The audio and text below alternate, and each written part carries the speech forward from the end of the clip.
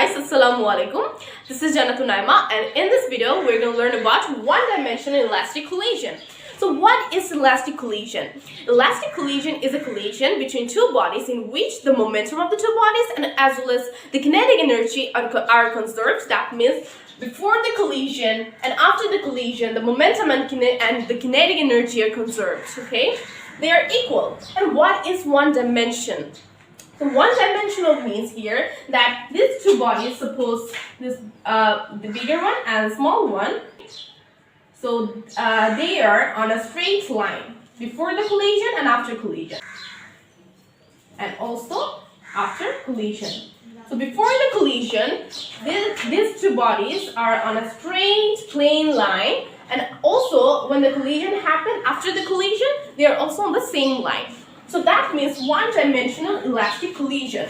So consider these two bodies as A and B with masses of A m1 and B is m2, and their initial velocities is u1 and u2.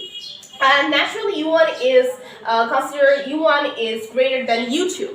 Okay, and next is during collision the mass is same m1 and m2, but after the collision the velocities changes, which is v1 for A, the object A, and v2 for B.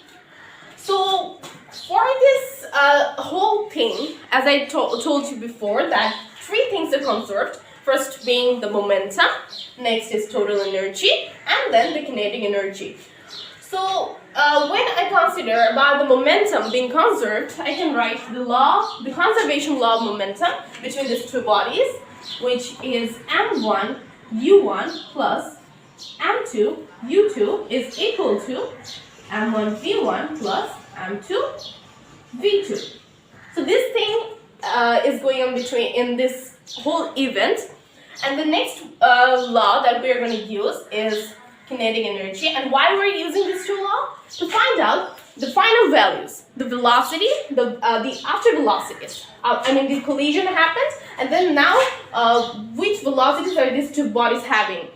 v1 and v2. We don't know the answer to that. We only know about u1, u2 and their masses. So what is the velocity of v1? We are going to find out the value of v1 and v2. We don't know that. And for that reason, we're using these two laws of physics, the conservation law of momentum and also the conservation law of kinetic energy, which is, if I consider these two bodies, then it would be half m1 u1 squared plus half m2 u2 squared equal to half m1 v1 squared plus half m2 v2 squared.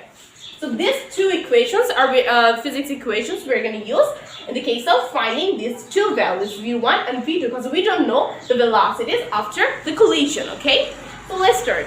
So to find out the final two velocities of the same two objects A and B, that means v1 and v2, after the collision, the velocities, to find out that, we're going to have to use the same two laws.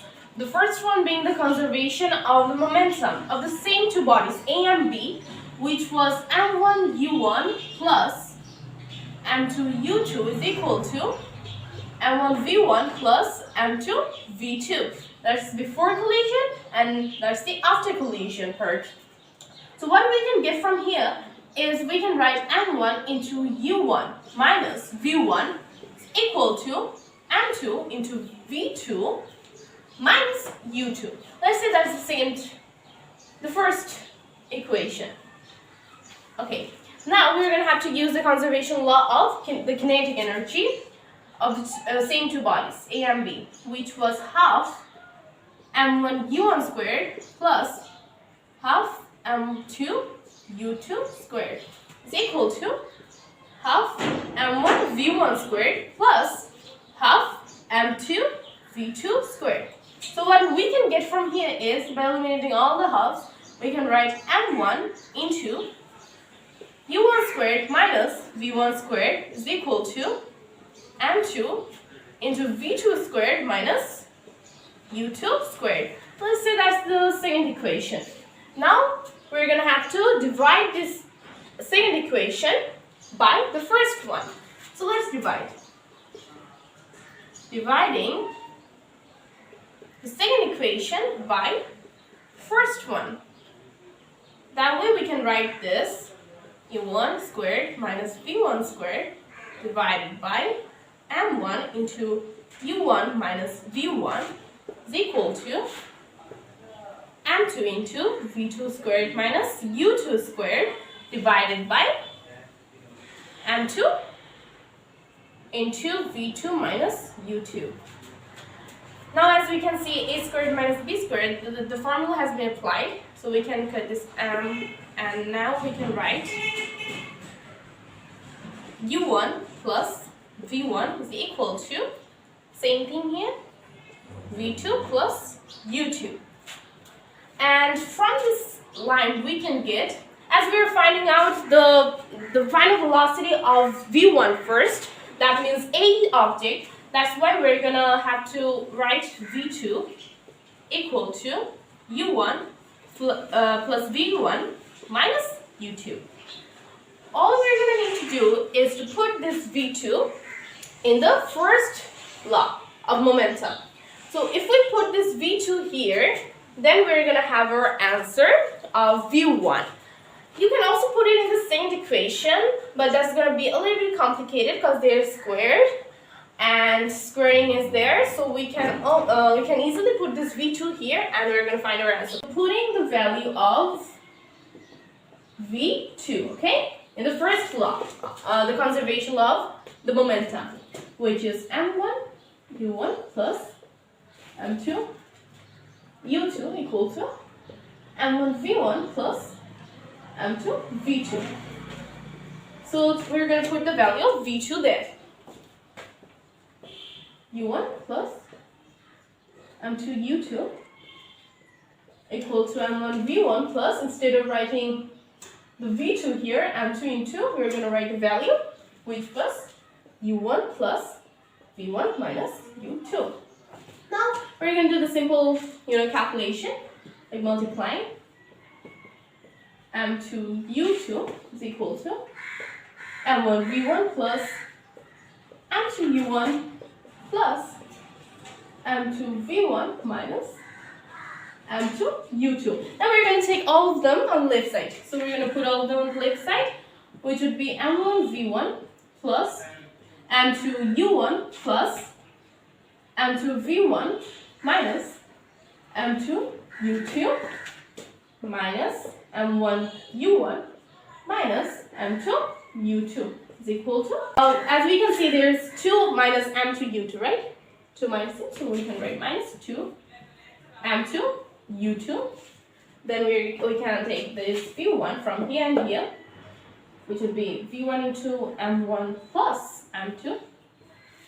Then we've got here, you see, m2 u2 and, no, minus m1 u1 plus m2 u2. So we can write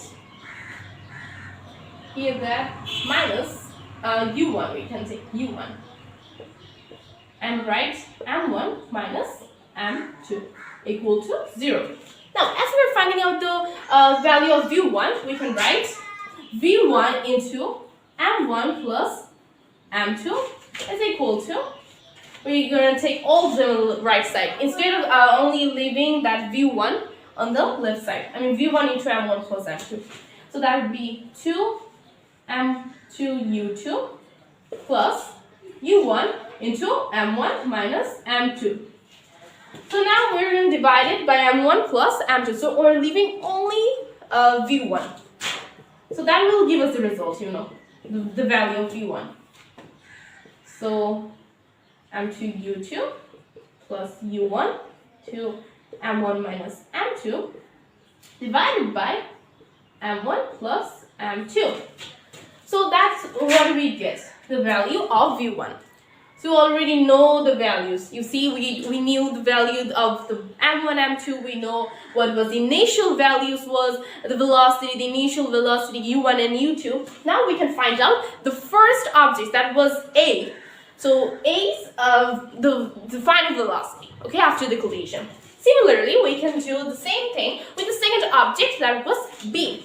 we can instead of finding out v2, we can write the equation. Suppose here we can get by this equation we can get the value of v1. So we are going to put the value of v1 here. Instead of the v2, we are putting the value of v1. And similarly, we can, after doing the whole equation, we can find out what v2 is. So v2 will